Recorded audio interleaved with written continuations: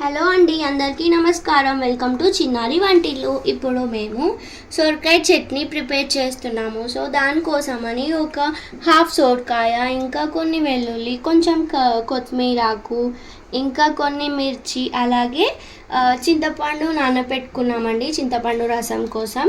దాంతోపాటు పోపులోకి జీలకర్ర, ఆవాలు, ఇంకా టేస్ట్కి సరిపడా సాల్ట్, పసుపు, నువ్వులు మరియు ధనియాల పొడి. సో ఇప్పుడు ప్రాసెస్ ఏంటో చూద్దాము. ఇప్పుడు స్టవ్ ఆన్ చేసేసుకొని బౌల్ పెట్టేసుకున్నాక ఆయిల్ వేసుకోవాలి. ఒక 2 టేబుల్ స్పూన్స్ ఆఫ్ ఆయిల్ వేసేసుకోవాలి. సో ఆయిల్ వేడయ్యాక మిర్చి వేసుకోవాలి. డైరెక్ట్గానే వేసుకోవాలి, ఏం కట్ చేయాల్సిన అవసరం లేదు.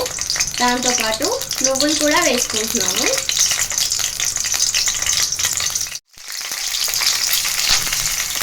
నువ్వులు వేసుకున్నాము. దాంట్లోకి కొద్దిగా జీలకర్ర వేసుకుంటున్నాము. వేసేసుకొని కలుపుకోవాలి. సో మిర్చి ఇంకా నువ్వులు కొంచెం గోలిన తర్వాత, రోస్ట్ అయ్యాక జార్లో వేసుకోవాలి.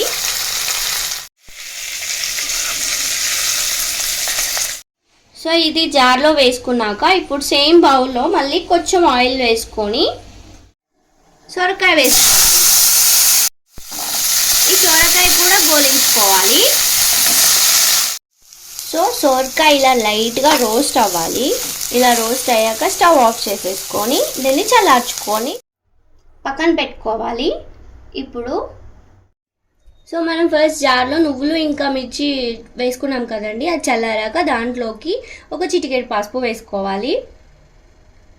అలాగే కొంచెం ధనియాల పొడి, ఇంకా కొన్ని వెల్లుల్లి రెబ్బలు, అలాగే టేస్ట్కి సరిపడా సాల్ట్, కొద్దిగా బెల్లం కూడా వేసుకోవాలి. వేసేసుకొని ఇది గ్రైండ్ చేసుకోవాలి.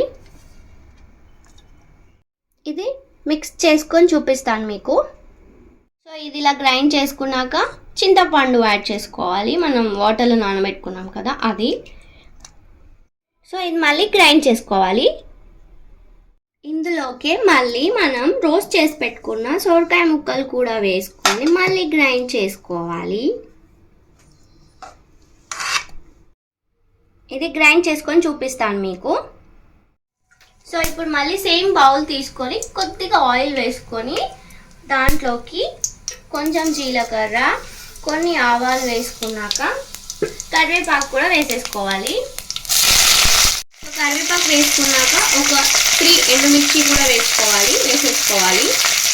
సో మిర్చి కూడా వేసేసుకొని కలిపేసుకున్నాక మనం గ్రైండ్ చేసి పెట్టుకున్న సొరకాయ పేస్ట్ అదంతా ఉంది కదండి, అది మొత్తం దీంట్లోకి యాడ్ చేసుకోవాలి.